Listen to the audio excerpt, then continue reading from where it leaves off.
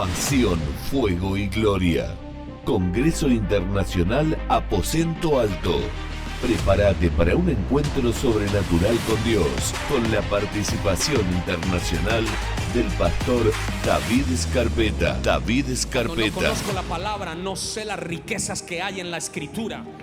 Cuando no conozco la palabra, no me acuerdo, no sé de que si hay dos o tres que se unen en un mismo espíritu, el Señor responde. Estará con nosotros Pastor Carlos Gervasi, de CFC Montegrande. Dice la Biblia, cordón de 3 dobleces no se rompe. Eso significa que van a venir pruebas, que van a venir luchas, que van a venir crisis en tu matrimonio, pero como Dios está en tu casa, tu matrimonio no se va a romper, tu casa no se va a destruir.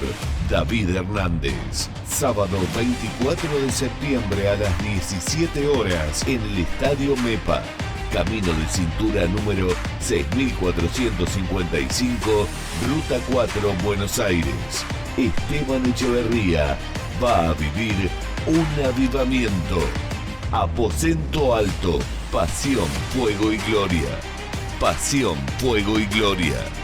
Inscripción online en www.congreso.cfcmontegrande.com.ar. Encontrarnos en las redes sociales como CFC Montegrande. Aposento Alto. Entonces, ¿cómo dije que se llamaba este mensaje? El huerto. Muy bien, están prestando atención en esta mañana. En primer lugar, fíjese que en la Biblia, la palabra de Dios, encontramos en primer lugar que el huerto el hombre tenía una relación de amistad y de comunión íntima con Dios en el huerto. ¿Recuerdan Génesis capítulo 2, versículo 15? Nos dice que tomó pues Jehová, Dios, al hombre y dice que lo puso en el huerto del Edén para que lo labrara y que lo guardase, o sea, para que trabajara y para que lo cuidase. Y mandó, dice Jehová Dios al hombre diciendo, de todo árbol del huerto podrás comer, mas del árbol de la ciencia del bien y del mal no comerás. ¿Y qué hizo el hombre?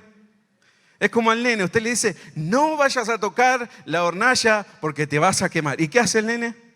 Va y mete la manota ahí y se quema. ¿No somos así muchas veces con Dios? ¿Habrá alguien que es así muchas veces con Dios? Hay unas 2, 3 manos sinceras, el resto, todos santos. Veo la aureola por ahí. Pero fíjese que somos así nosotros. Cuando Dios nos dijo que no hagamos algo, ¿qué hacemos? Vamos y hacemos todo lo contrario. Dice, más del árbol de la ciencia del bien y del mal no comerás, porque el día en que él comieres ciertamente morirás. Y Jehová dijo, no es bueno que el hombre esté solo. Y ahí los solteros dicen amén. Le haré ayuda idónea para él. Y fíjese que como Dios creó ahí a Eva, ¿no? La hizo a su imagen, a semejanza de Dios también, la sacó de la costilla de Adán. Dios le proveyó al hombre, fíjese, todo lo que necesitaba para prosperar y para vivir en una continua relación directa con Dios en el huerto del Edén. A Adán no le faltaba nada, quería comer un jamón, agarraba un pedazo de chancho y se lo comía. Quería sushi, iba, agarraba un pescadito y comía.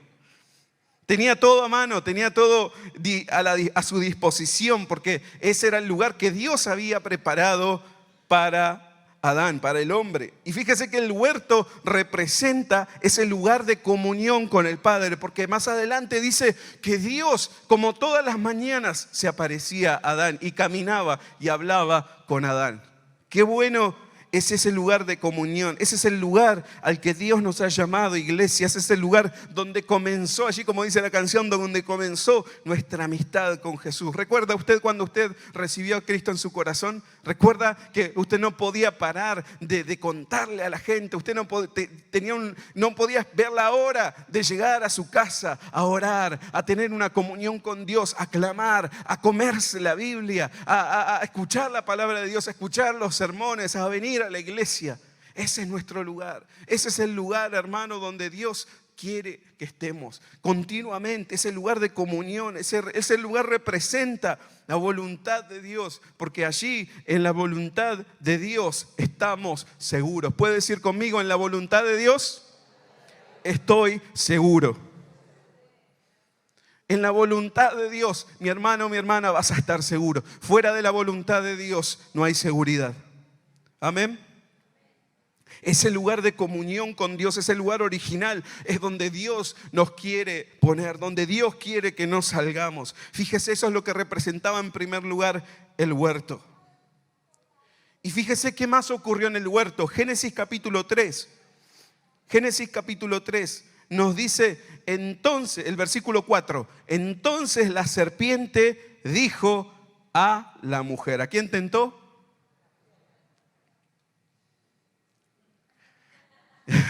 ¿Por qué se ríe, hermano?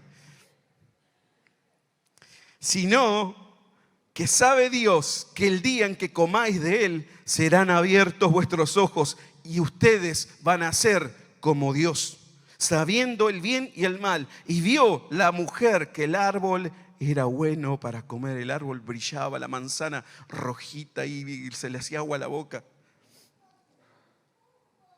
Y vio la mujer que el árbol era bueno para comer y que era agradable a los ojos y árbol codiciable para alcanzar la sabiduría. Codiciable, deseoso. ¿No es así como se nos presentan las tentaciones en nuestras vidas? El diablo no te va a poner la fea. O el diablo no le va a poner al feo. Dice que era codiciable, que era deseable ese fruto para nuestras vidas. El diablo no se va a aparecer con cuernos, el diablo se va a aparecer con la fruta que más te tienta. Déjame decirte en esta mañana, ¿cuál es la fruta que más te tienta? ¿Qué es lo que más deseas? ¿Qué es lo que más codicias en tu vida? Que sea de fácil acceso para tu vida, que es la trampa mortal. Dice que ella tomó de su fruto y lo comió. Y lo dio también a su marido. Y su marido no dijo nada. Sí, señora, dijo. Porque no se nos dice en ninguna parte que Adán no se puso a pelear con la señora, se puso a discutir, a argumentar. No, le dijo, le puso la manzana acá, viejo, come. Le puso un arma, viejo, ¿comés o comés? Y fíjese que le dio también a su marido, el cual comió así como ella. O sea, el marido no le discutió nada, dijo, vieja, lo que usted diga. Entonces fueron abiertos los ojos de ambos y conocieron que estaban desnudos. Entonces cosieron hojas de higuera y se hicieron delantales. Fíjese que el pecado original ocurrió en este lugar que llamamos el huerto. El pecado original es la soberbia, es el orgullo, es el querer llegar a ser como Dios. Y fíjese que alguien fue arrojado del cielo una vez por querer llegar a ese lugar. ¿Usted recuerda quién es? El diablo, Satanás. El padre de toda mentira. Él dice que él quería, era uno de los ángeles y quería llegar a ser como Dios. Quería tener lo que Dios tiene. La soberbia, el orgullo son los que nos van a derribar de ese lugar de comunión con Dios, mi hermano, mi hermana. Déjame decirte que el diablo te querrá ofrecer lo que Cristo te dio gratis en la cruz del Calvario. Por eso, ustedes recuerdan Simón el mago. Recuerdan que los discípulos ponían, dice, sus manos sobre la gente y la gente recibía el don del Espíritu Santo. Ustedes recuerdan que Pablo y que los apóstoles dice que oraban por la gente y la gente recibía el don. Y vio este mago que ahí había la oportunidad de un negocio. Ahí estaba la oportunidad, dijo, wow, estos ponen la mano, yo también quiero lo mismo. ¿Cuánto les sale? ¿Cuánto vale esto?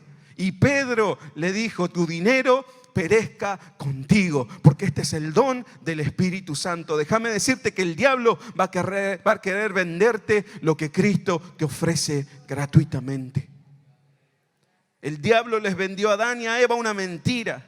Les dijo, van a ser como Dios, van a tener lo que Dios tiene. Y fíjese qué mentira tan grande. Porque ellos ya eran como Dios, ellos eran creación de Dios, ellos vivían con Dios, ellos tenían esa relación diaria, íntima, de cercanía con Dios. Adán y Eva tomaban mate y bizcochitos con Dios todos los días. Pero fíjese lo que hace la tentación en nuestras vidas, hermano y hermana. Te va a querer sacar del lugar de intimidad con Dios. ¿Cuál es la tentación de tu vida? ¿Cuál es la tentación de mi vida en esta mañana? No quiero que levante su mano, pero ¿habrá alguien que está pasando por un momento de tentación grande en su vida? ¿Estamos dispuestos a arriesgar toda nuestra vida por una manzana? No dice la Biblia en ningún lugar que es una manzana, ¿no? Pero era un fruto. ¿Estamos dispuestos a salir del centro de la voluntad de Dios? Recuerde que habíamos dicho anteriormente que en el lugar de la voluntad de Dios estamos seguros. Y eso es lo que va a querer hacer el diablo en tu vida, hermano y hermana. Es sacarte del lugar de intimidad con Dios, porque sabe que allí nadie te puede tocar. Porque sabe el enemigo que en el lugar de intimidad con Dios estás seguro. Allí es tu refugio. Por eso el enemigo nos acorrala y nos va a querer dejar solos. No sé si usted vio alguna vez algún documental, qué es lo que hacen con aquel animal indefenso que las leonas matan. Los alejan de la manada, ¿no es cierto? Y eso es el patrón que yo veo a lo largo de mi vida, a lo largo de observar, de ver, de escuchar. Veo que el enemigo usa esa estrategia, te aísla, te deja solo, te deja indefenso, te deja vulnerable, te aleja del fuego, te aleja del lugar donde están los otros carbones encendidos. Y cuando un carboncito se aleja del resto de los carbones, ¿qué pasa? Se apaga. Cuando un animal inocente se aleja del resto de la manada, ¿qué le pasa? Es presa fácil. Y el enemigo opera así y va a querer operar así en tu vida, te va a querer alejar, cortar vínculos, te va a querer alejar del cuerpo, de la iglesia de Cristo, de la presencia de Dios, de la cobertura de Dios. Pero déjame decirte que nosotros no ignoramos sus maquinaciones y en esta mañana estamos desenmascarando al enemigo y declaramos que en su presencia hay plenitud de gozo, que en su presencia estamos seguros, que esta iglesia, que nosotros somos un pueblo de intimidad con Dios. Como cantábamos en esta mañana, Señor, tu fuego no se apagará. Que esa sea la oración de nuestro corazón, iglesia amada. Tu fuego, Señor, no se apagará. No permitas que se apague nuestras vidas. Por eso es importante, hermano y hermana, que el fuego no se apague en su vida. Puede decirle a que está al lado, no dejes que el fuego se apague en tu vida. Encendelo. Y si ves que me estoy apagando, tírame una chispa. Porque hacemos eso, ¿no es cierto? Un día un predicador dijo algo. Dice, fíjense que las moscas no se acercan a una estufa encendida. Hermano y hermana, cuando tu vida está encendida con el fuego de la presencia de Dios, no hay demonio, no hay diablo, no hay tentación, no hay poder de las tinieblas que se pueda acercar a tu vida, porque hay fuego de Dios. Y esta iglesia es una iglesia de fuego de Dios. Es una iglesia que busca la presencia de Dios. Hermano y hermana, cuando en tu vida hay fuego de Dios, no hay poder del diablo, no hay nada del infierno que se pueda acercar a tu vida. Van a intentar, pero así como esa mosca, van a terminar. Gracias, Señor. Gracias, Jesús. Fíjese qué importante es el lugar de la intimidad con Dios. Qué importante es ese huerto para nuestras vidas. Fíjese, en tercer lugar, dijimos que en primer lugar el huerto era un lugar donde el hombre tenía una relación con Dios. En segundo lugar, en el huerto se originó el pecado. En tercer lugar, Dios echó al hombre del huerto. Fíjese lo que nos dice Génesis capítulo 3, versículo 22. Nos dice, y dijo Jehová Dios, he aquí, el hombre es como uno de nosotros, sabiendo el bien y el mal. Ahora, que no se alargue su mano y también tome del árbol de la vida y coma y viva para siempre. Recuerde que la Biblia dice que había dos árboles. Dice que estaba el árbol del conocimiento del bien y del mal y el árbol de la vida. Dice que no alargue su mano y también tome del árbol de la vida. Y dice que lo sacó Jehová del huerto, los echó a patadas a Adán y a Eva para que le abrase la tierra. Y dice que echó pues fuera al hombre y puso al oriente del huerto del Edén querubines y una espada encendida que se revolvía por todos lados para guardar el camino del árbol de la vida. Y fíjese que ese es el resultado del pecado en nuestras vidas. Nos mueve de la voluntad de Dios. ¿Qué hace el pecado? Nos mueve de la voluntad de Dios. Perdemos. Eso es lo que es el pecado. Cedemos el derecho al otro. Porque por ese pecado original el hombre le entregó la potestad de este mundo al diablo. Perdemos derechos, cedemos derecho a otros, erramos al blanco. Eso es lo que significa la palabra pecado originalmente, es errarle al blanco. Le tiro para cualquier lado. Nos salimos de la cobertura de Dios. Hermano y hermana, no nos salgamos de la cobertura de Dios, porque allí estamos seguros. Amén. No nos salgamos de la cobertura de Dios. Busquemos de la presencia de Dios. Humillémonos en esta mañana. Esa es mi oración para mi vida y para tu vida en esta mañana. Busquemos de la presencia de Dios. No nos salgamos de Él. No nos salgamos de ese lugar al que Dios nos llamó. ¿En qué momento nos deslizamos, iglesia amada? ¿En qué momento te saliste de la voluntad de Dios? Yo quiero que te pongas a pensar un minuto. ¿En qué momento se deslizaron mis pies sin darme cuenta? Y fíjese que eso es lo que hicieron Adán y Eva y pagaron las consecuencias. Pero de triste como suena toda esta historia, lo que siempre me alegra es que siempre en Dios hay una esperanza. ¿Cuántos saben que siempre en Dios hay una esperanza? Siempre en Dios hay una segunda oportunidad. Siempre Dios levanta al caído. Y fíjese que años transcurrieron de este evento. Años de que el hombre haya sufrido, hasta que un día vino el Rey de Reyes en forma de un bebé, Jesucristo, nuestro Salvador. Hermano y hermana, déjame decirte que Él vino a romper las cadenas de tu opresión. Él vino a hacerte libre. Él vino a restaurar lo que un día en tu vida se rompió. Déjame decirte que Jesucristo, el mismo que hace más de 2000 años vino aquí, está presente en esta mañana, en este lugar. Y Él es poderoso para romper toda cadena en tu vida. Él es poderoso para restaurar tu comunión con el Padre. Esa es la obra de Cristo en nuestras vidas. Eso es lo que Cristo vino a hacer.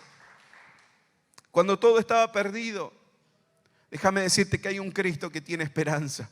Y ese es el mensaje que vos le tenés que llevar a la gente. Ese es el mensaje que tenemos que llevarle a nuestros amigos, compañeros de trabajo, vecinos, a quien sea, de que en Cristo hay esperanza. Es tiempo de salir a buscar a los cristianos que por algún motivo se hayan apartado. Aquellos cristianos que están caídos, derribados, derrotados, y levantarlos en el nombre de Jesús y decirle: hay esperanza en Cristo, hermano y hermana. Como decía un predicador, en la iglesia somos el único ejército que mata a sus propios soldados. Muchas veces la crítica: qué pecado, qué pecadete que se mandó, se merece el infierno. Y nosotros somos jueces para con otros, y para con nosotros nos damos una licencia. Pero déjame decirte que Jesucristo vino a restaurar lo que se perdió un día. Amén. Fíjese lo que nos dice Lucas 22. Lucas 22, 39 dice que Jesús, el segundo Adán, fue quien sufrió en ese huerto. ¿No encuentra usted un patrón? La Biblia nos habla de que en el huerto el hombre tenía comunión con Dios. En el huerto un día el hombre pecó contra Dios, y del huerto un día el hombre tuvo que salir. Pero Jesús, el segundo Adán, sufrió por nosotros en aquel huerto. Lucas 22, 39 dice: y saliendo se fue como solía al monte de los olivos, y sus discípulos también le siguieron a Jesús. Dice que cuando llegó a aquel lugar les dijo: oren, muchachos, para que no entren en tentación. Y dice que Jesús se apartó de ellos a la distancia como de un tiro de piedra, y puesto de rodillas oró. Y recuerda usted la frase que dijo Jesús, diciendo: Padre, si quieres, pasa de mí esta copa, pero no se haga mi voluntad, sino la tuya. Qué difícil es beber a veces la copa, ¿no? De la voluntad de Dios. O solo a mí me cuesta. A alguien más le cuesta beberse a veces la copa del Señor. El trago amargo, el proceso de Dios. Pero fíjese que al final de todo Jesús nos dejó este ejemplo y dijo: Padre, yo sé que es difícil, Señor. Yo sé que esto es el trago más amargo de mi vida. Y tal vez alguno de ustedes, hermano y hermana, está pasando en este momento por el trago amargo de la vida. Pero déjame decirte que Jesús nos da su ejemplo y dice: Señor, yo sé que esto es amargo. Yo sé que esto es difícil de pasar. Señor, yo sé que no voy a poder en mis fuerzas, pero no se haga en mí mi voluntad, sino tu voluntad. Y dice que se le apareció un ángel del cielo para fortalecerle. Hermano y hermana, no sé cuál es tu debilidad, pero déjame decirte que la presencia de Dios está para fortalecerte. Que en el medio de tu desierto, un ángel el Señor va a enviar para fortalecerte. Que en el medio de tu tristeza, en medio de tu dolor más grande, la presencia de Dios va a estar para fortalecerte y ayudarte a pasar el trago amargo de tu vida. Y dice que estando en agonía oraba más intensamente y era su sudor como grandes gotas de sangre que caían hasta la tierra. ¿Recuerdan esta escena? Jesús sufriendo en el huerto. Y ni siquiera había pasado todavía por la crucifixión, pero él ya estaba sufriendo en su espíritu. Fíjese que dice: cuando se levantó de la oración y vino a sus discípulos, ¿los halló qué? Eran un ejemplo, eran los muchachos, ¿no? Dijo: muchachos, quédense a orar. ¿Y qué hicieron? Se durmieron. Pero si usted les daba Netflix, ¿sabe cómo, no? 3, 4 horas seguidas. Pero cuando oramos 5 minutos, ¿qué pasa? Dormidos. Durmiendo a causa de la tristeza. ¿No le pasó a usted alguna vez irse a la cama mojando la almohada de las lágrimas? ¿No le pasó a alguien en este lugar que se fue a dormir llorando? Eso es lo que hacían los discípulos. Dice que los discípulos se fueron a dormir llorando.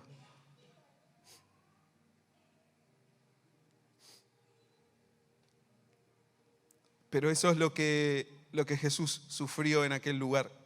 Y fíjese que dice: ¿por qué dormís? Levantaos. Hermano y hermana, amigo y amiga, en esta mañana el Señor te dice: levántate, levántate. No te quedes ahí sufriendo, llorando. Pasa tu proceso, pero levántate, porque el largo camino te resta. El Señor en esta mañana, iglesia querida, amada por Dios, el Señor nos dice: levántate, levántate de tu dolor. Es tiempo de levantarte de tu tristeza. Es tiempo de levantarte del pozo, porque el Señor nos manda a seguir adelante. Porque resta un proceso, porque resta una meta, porque resta todavía la recompensa. Hermano y hermana, no te quedes tirado, no te quedes caído. Levántate en esta mañana en el nombre de Jesús. Yo sé que el Espíritu Santo está hablando a alguien, a algún corazón en esta mañana, pero el Señor te dice: levántate, levántate de tu dolor. Levántate de tu tristeza. Dice: y oren para que no entren en tentación. Y muchas veces el estar en la voluntad de Dios va a significar que en este lugar Dios nos va a procesar. ¿Recuerdan cómo se llamaba el monte, el lugar donde Jesús fue a orar? Getsemaní, ¿recuerdan? Y Getsemaní significa prensa de aceite. ¿No sintió usted alguna vez que el Señor, como esa prensa, lo aprieta? El Señor: basta, Señor, que ya es demasiado me estás apretando. Pero el Señor te va a sacar el jugo, hermano y hermana. Puede decirle al que está a su lado: el Señor te va a sacar el jugo. Te va a procesar.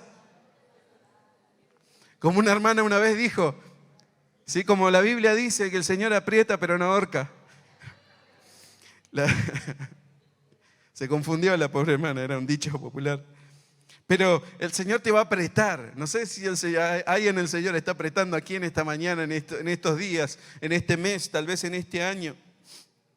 Escuchaba una querida hermana que llamaba a mi casa estos días para hablar con mi mamá y le explicaba del proceso, que 9 años pasando por un proceso. 9 años por un proceso de enfermedad de un familiar.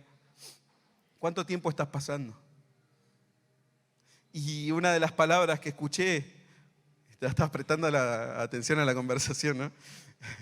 Pero solo escuchaba decir: pero ¿te pusiste alguna vez a preguntar cuál es el proceso que Dios te quiere hacer pasar? ¿Cuál es el trato de Dios para tu corazón? Porque muchas veces sufrimos, ¿no es cierto? Todos sufrimos alguna vez. O alguien no sufrió. A alguien le va bien siempre, todos los días. Somos humanos. Pero fíjese que en el proceso del sufrimiento, en el proceso del trato, tenemos que preguntarnos: Señor, ¿qué querés tratar en mi vida? Tal vez el carácter. ¿Cuántos dicen amén? ¿Habrá alguno acá explosivo, expresiva? Señor, tal vez es la paciencia. Señor, quiero paciencia, pero ya, ¿no? Y fíjese que ese es el lugar donde Dios nos va a tratar. El lugar del huerto, el lugar donde Jesús sufrió. ¿Qué más? Jesús, fíjese que fue apresado en el huerto, y ya que voy terminando, Jesús fue apresado en el huerto.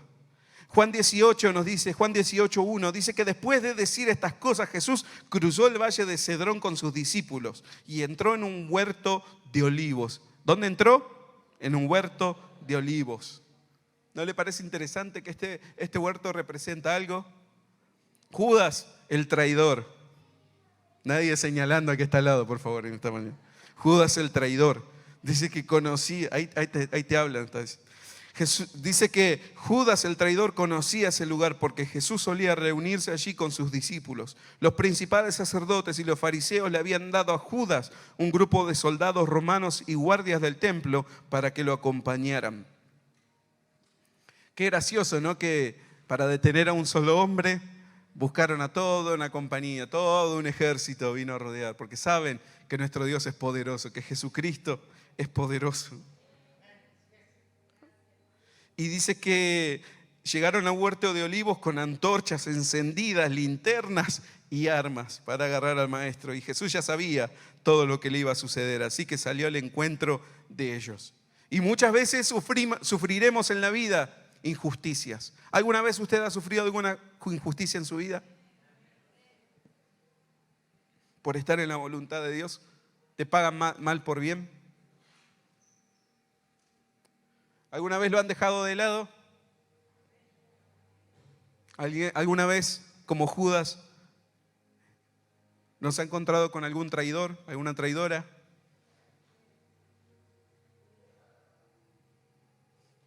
Yo sé en qué persona está pensando usted, pero...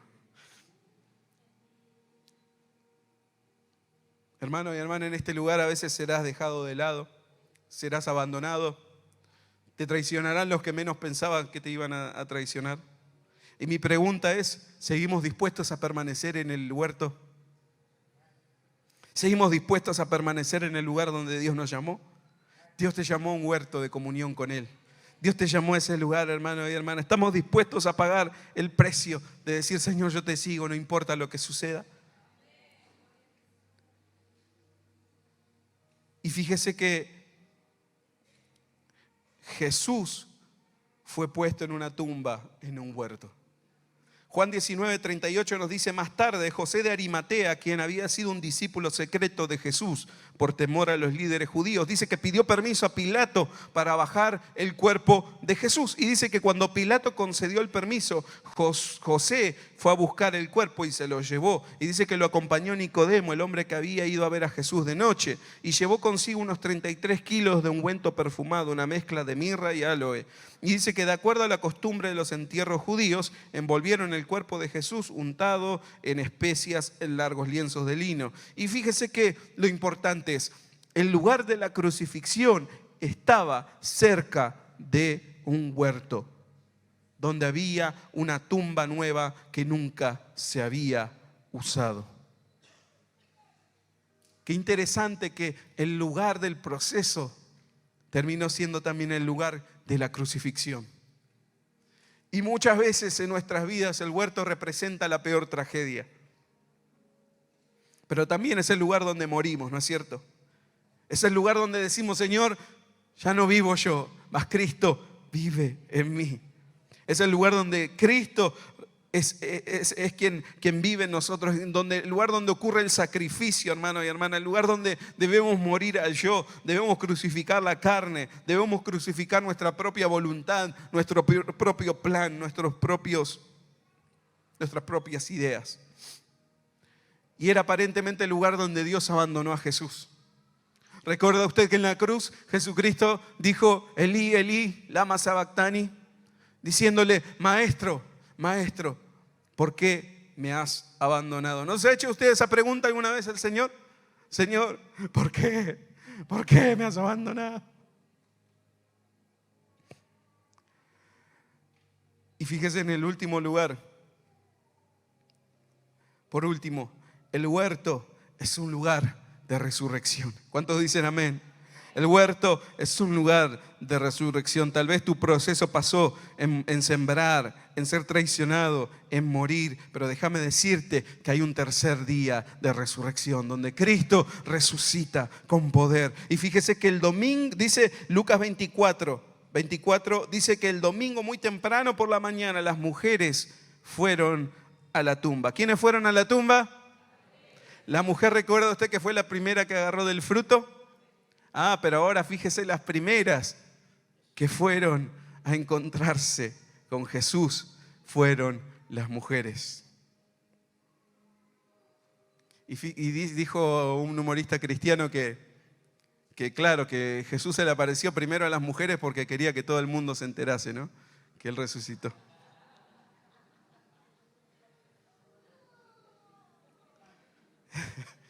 No lo dije yo. Llevando las especias que habían preparado, dice las mujeres, encontraron que la piedra de la entrada estaba corrida a un costado. Entonces entraron, pero no encontraron el cuerpo del Señor Jesús. Y fíjese que mientras estaban allí perplejas, de pronto dice que aparecieron 2 hombres vestidos con vestiduras resplandecientes. Las mujeres se quedaron aterradas y dice que se inclinaron rostro a tierra. Entonces los hombres preguntaron: ¿por qué buscan entre los muertos a alguien que está vivo? Él no está aquí, Él ha resucitado. Y el mismo Jesús que resucitó hace 2000 años está presente en este lugar, hermano y hermana. Hay resurrección de Dios para tu vida. Hay resurrección de Dios para lo que estaba muerto en tu vida. Por cuanto pasaste el proceso, viene un tiempo de resurrección para tu vida, para tu espíritu, para tu familia, para tu hogar. No sé si pasaste ese proceso, pero déjame decirte que al tercer día el Señor va a resucitar lo que murió en tu vida. El huerto representa el lugar donde nacemos de nuevo, donde somos formados a la imagen de Cristo, donde lo viejo queda atrás, donde somos hechos nuevos, como dice su palabra. Es el lugar donde Dios resucita lo que está muerto en tu vida. Yo te invito a que te pongas de pie en esta mañana.